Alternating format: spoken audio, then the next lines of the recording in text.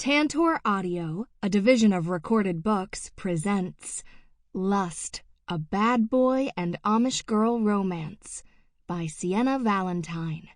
Narrated by Savannah Peachwood and Eric London. 1. Hannah. Careful, love, or you'll get wetter than you already are.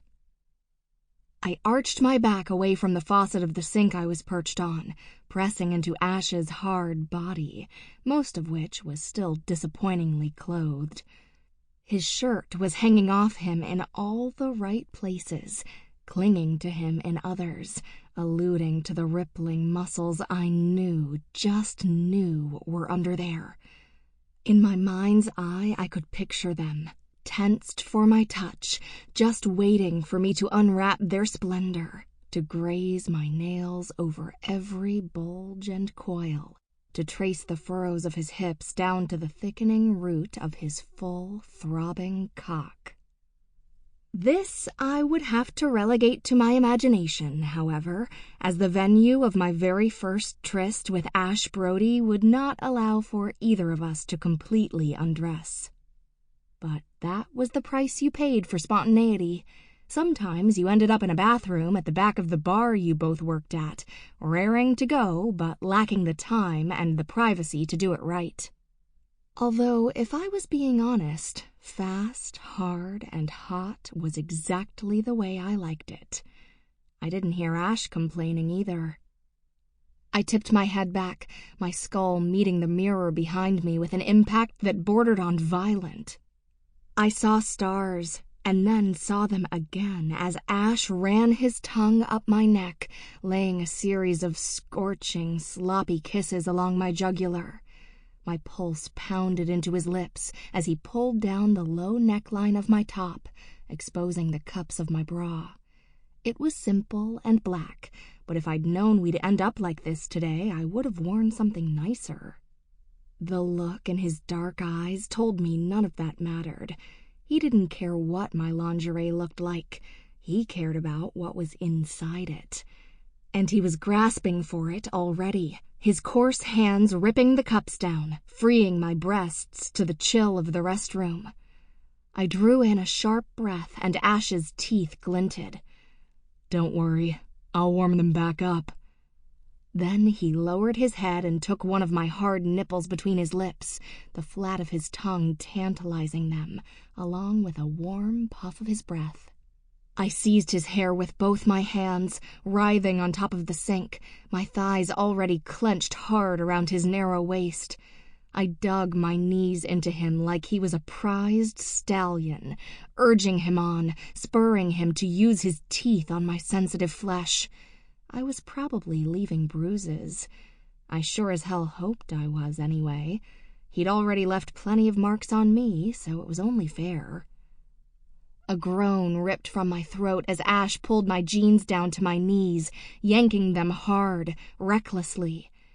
The fabric scraped my skin, but was soothed a moment later by his fingers raking the insides of my thighs, thumbs pressing in to ensure I kept them parted for him. With that same careless touch, he sought to bring my panties down as well, but they fell to the strength of his grasp, ripping clean off me. I gasped, burying my teeth into my lower lip as I looked up at him, eyes wide.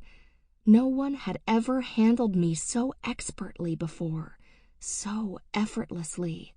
His savagery sent a shudder up my spine, a thrill that made me spread my legs as wide as I could within the confines of my bunched-up jeans. I was used to guys ripping off my clothes in the heat of the moment, but never so literally. That aggression did something to me, drove me crazy, made the ache between my legs crescendo. When Ash grinned at me, twisting my panties between his fingers, it was all I could do not to be completely consumed by that desire. "You're gonna have to keep it down," he chuckled, one hand slipping between us to unbuckle his belt. "Unless you want to get caught." "Make me," I moaned in reply, using my feet to push down on the waistband of his jeans. I knew now that I dared him, he would make me, and I knew exactly how he'd do it, too. Ash's look of satisfaction at my response was breathtaking. "Open your mouth." I did as I was told, but not nearly far enough for what he had planned. Smirking, he grasped my jaw with his free hand and tipped my head back, coaxing me to open wider, to accept the bundle of my own panties he was stuffing between my teeth. A dark thought flashed for just an instant as he did so, but I wasn't about to entertain it, not when we were having such fun. "He likes 'em easy, Hannah. Give him what he wants." I whined for him, but the cloth muffled the sound. On my tongue, I tasted my sweet desire for him, the spice of my lust. That was what this was all about anyway, right? This thing between us? It was lust. Well, what else would it be? It certainly wasn't love. "Hold on tight," Ash warned me as our efforts finally bore fruit. His jeans and boxers were down enough to let his cock spring free, and though I desperately wanted to grab hold of it, to feel its weight, its warmth, the yearning of its pulse, he was already grabbing me and sliding me to the very edge of the sink. We lined up perfectly. His bare tip slid in a soft arc up my cleft, coming to rest right over my clit. As I shuddered, reveling in the thrill of us being skin to skin, Ash dug into his pocket and pulled out a condom, the foil coming apart easily in his teeth. I watched with anticipation and a little primal disappointment as he rolled it down his length and sheathed himself from me. It was smart. It was the right move. But damn, did his velvety cock feel so right against my nether lips, against the heat of my core. I dug my nails into Ash's shoulders and raised up, offering my hips for his taking. He wasted no time in obliging me. When he impaled me on that thick, diamond-hard dick, I felt like he'd pushed all the way through me. Now I knew for sure I was leaving marks all across him, red slashes that would haunt him beneath his shirt. He growled a low warning in my ear, as if to tell me that was just the beginning, that there was so much more to come, and that I needed to prepare myself for it. But I knew there was nothing I could do. Ash was going to take me in a way that would leave me a quivering, breathless, bruised mess. And I wanted it. I wanted it more than I'm sure he even imagined, maybe even more than he did. His hands found the bones of my hips, pulling me onto him as he thrust into me, and once again, in an involuntary spasm, I let my head hit the mirror, my knuckles whitening around the edges of the sink. I closed my eyes, biting down hard on my panties and surrendering to the violence, to the wicked passion a man like Ash Brody was so easily consumed by. I'd known men like him, plenty of them. And yet, in some ways, I'd never known a man like him at all. There was honesty in this. Nothing about us was riding on pretense. We were fucking, not having sex, not making love. Ash was taking me, using me. And I was letting him. I was submitting to the carnal desire I knew we carried in us both. I was helpless to it, and so was he. We were monsters, rutting in dim light, baring our teeth and claws to one another because we knew no one else would be able to handle it. No one else could possibly understand. From the moment I'd set eyes on Ash Brody, I knew we carried the same burden. I knew we bore the same scars. I knew we'd both seen some real shit. Darkness pervaded us both. Our souls both buckled beneath the weight of our pain and our sins. We each had a past shrouded in misery. We were both running from memories that hungered for our blood. When he'd snagged my gaze from the shadows, I'd known without explanation that we were similar beasts.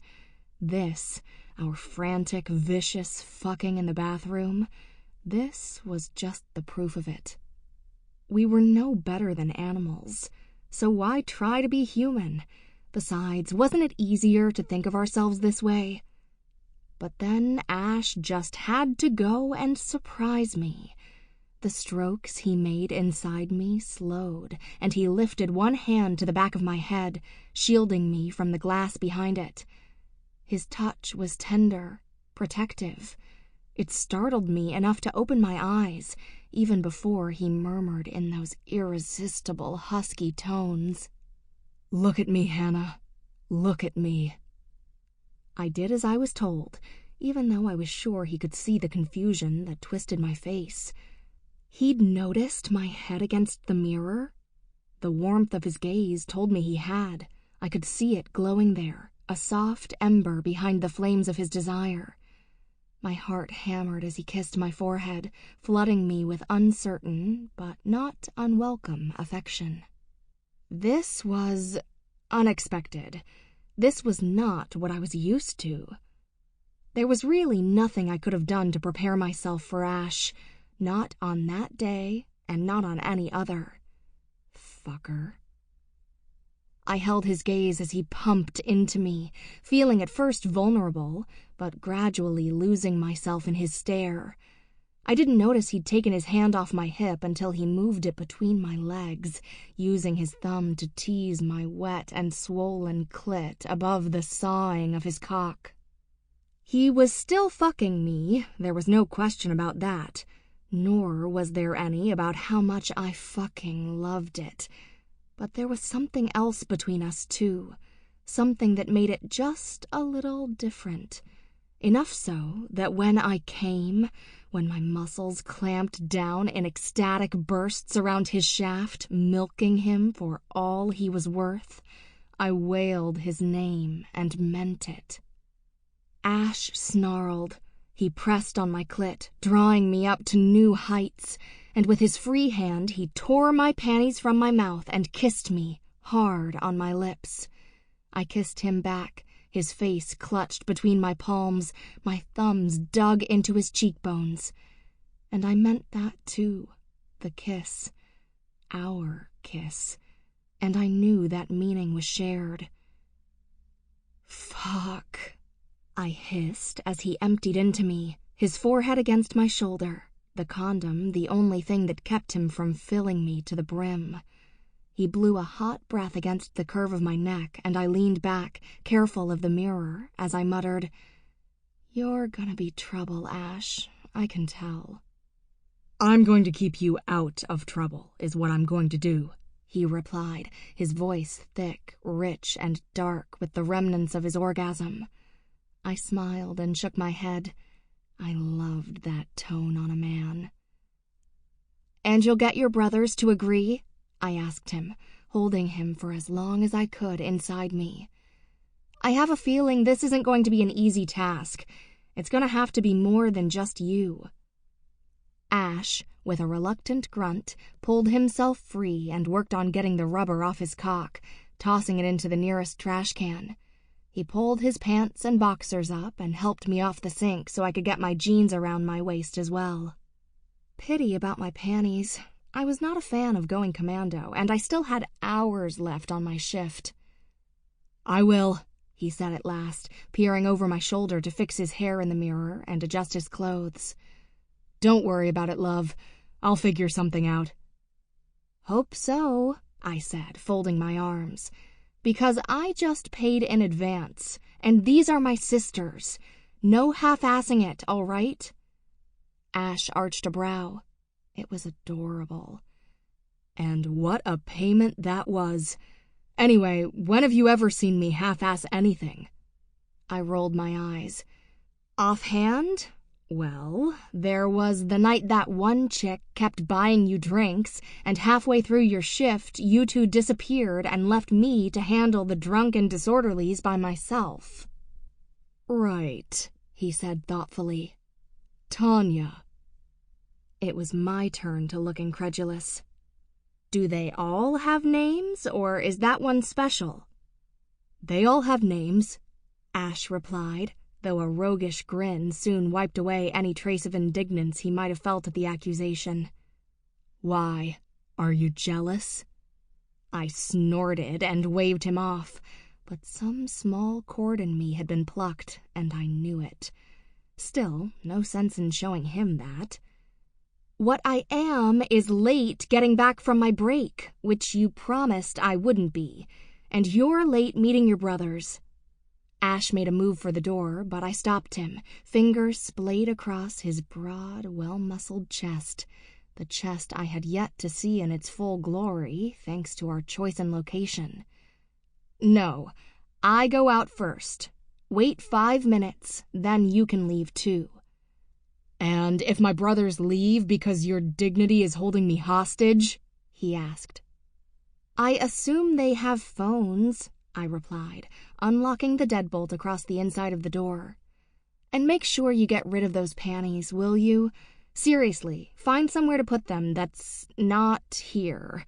I don't want anyone finding them, and, I don't know, tacking them to the break room bulletin board." "Don't worry," Ash purred, stuffing them into the pocket of his leather jacket. "No one will find them." I took that to mean he was going to hang on to them. Fine, let him. Spoils of war. After all, he'd won.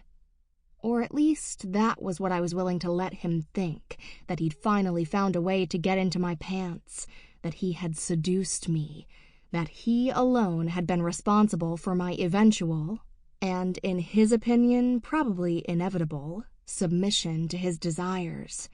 The easiest way to play a man was through his ego, and Ash was no exception to that rule. As a player himself, you might think he would have picked up on the con, but no. What man wants to admit he's a means to an end? Well, maybe that wasn't true. Not entirely. The whole truth was that Ash and I had been dancing around each other for months, flirting with growing intensity. Maybe we weren't dating, but we'd spent time with each other outside of work. He was a bouncer, which meant his schedule was flexible, as he wasn't married to any specific location. He got around, and in more than just the professional sense. I'd intended to make him work a little harder for his prize, but that was before I'd gotten word my sisters were finally coming into town. My Amish sisters, on Rumspringa. And I'd known without a shadow of a doubt they'd need to be looked out for. And not just because they were innocent down to the bone, but because seeing me again, for the first time since I'd left our Amish roots, it was forbidden, and our father wouldn't take that sitting down. They had no idea the kind of damage he could inflict, the lengths he would go to in order to ensure obedience. I did. I knew only too well. But they weren't ready for the truth yet.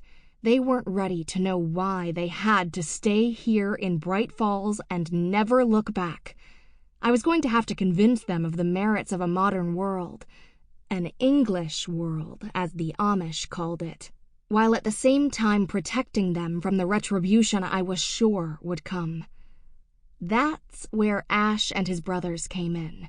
That's where the transactional nature of our relationship comes into play. He wanted to fuck me, and I wanted security for myself and my sisters. And if I was being honest, I wanted to fuck him too. No reason to tell him that, though. That was an important rule when it came to men like Ash Brody.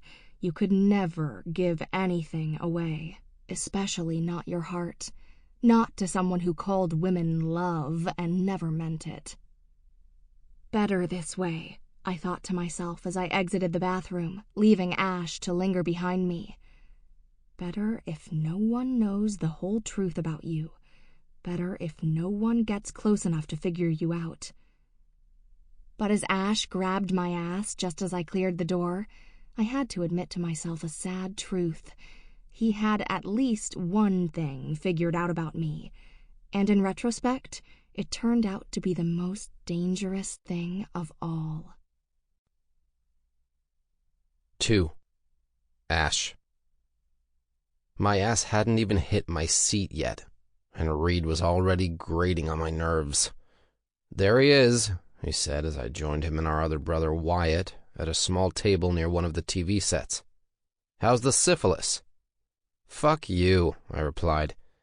Not my best comeback, but what could I say? After what had just gone down in the Trick Shot's bathroom with Hannah, I was a little drained. If I was going to put up with Reed's bullshit tonight, I was going to need a drink. Stat. A waitress passed us, and I reached out for her, my fingers closing around her wrist. She stopped, and I felt her pulse quicken as she looked down at me, her eyes wide. "Hey, babe," I said, my words coming thick and lazy, the result of delicious afterglow. "You mind grabbing me some whiskey? On the rocks." The waitress, I want to say her name was Kimber, tossed her hair and flashed me a pretty smile from between glossy lips. "Sure thing, handsome," she said, just as I knew she would. "Any kind in particular?" I returned her smile, but part of me noticed how it was nothing like Hannah's, how it didn't seem quite as meaningful or genuine. "Surprise me," I said. I let her go, and she tittered as she hurried away from me, approaching the bar where Hannah had returned to her duties, pouring drinks for assholes like me. I tried to catch Hannah's eye as she listened to properly Kimber relay my order, but in true Hannah fashion, she wasn't giving me the time of day. Damn, that girl was hot and cold, and it frustrated me to no end. See, most women looked at me in the same way properly Kimber did. It was a gift, a natural talent I'd been cultivating since I was 12 or so, one that afforded me all kinds of leeway and got my ass out of more scrapes than I'd cared to count. They were like open books to me, written in a language that few men were as fluent in as I was. Yeah, I struck out on occasion, but more often than not, I had my pick of the litter. It didn't take much. A smirk here, a smoldering gaze there, a too-forward comment or two to make 'em laugh, and the next thing you knew, confidence. That was the key to most women's hearts, or at least to the slice of heaven between their legs. Which pissed some guys off, guys like Reed, whose egos defined them and were put off by the very idea of some dude getting more pussy than they were. He was glaring at me from across the table, snarling something about my lack of preference in whiskey brands, I'm sure. I just shrugged, still stealing glances at Hannah. But no matter what I did, she wouldn't look my way. Damn her. After a fuck like that, I was sure she would have dropped the Ice Princess act. But Reed was talking again, pulling me from much nicer thoughts. "Well," he said, setting down his beer bottle, "you always were a man of discerning tastes." I gave him a hard and weary look, the one I reserved almost solely for him. I knew he wasn't talking about the whiskey. Not really. He was doing his damnedest to knock me down a peg because he thought I'd wasted his time showing up late for our little meeting. And okay, I had, but only because I had better things to do. No, that's not entirely true. There was another reason, too. I loved pissing Reed the hell off. At present, however, I wasn't in the mood for his passive-aggressive bullshit. If he wanted to snipe, fine. I'd just have to lay down some suppressing fire. "At least I have some," I shot back, regarding his beer. "Real men drink liquor, Reed, not Coors."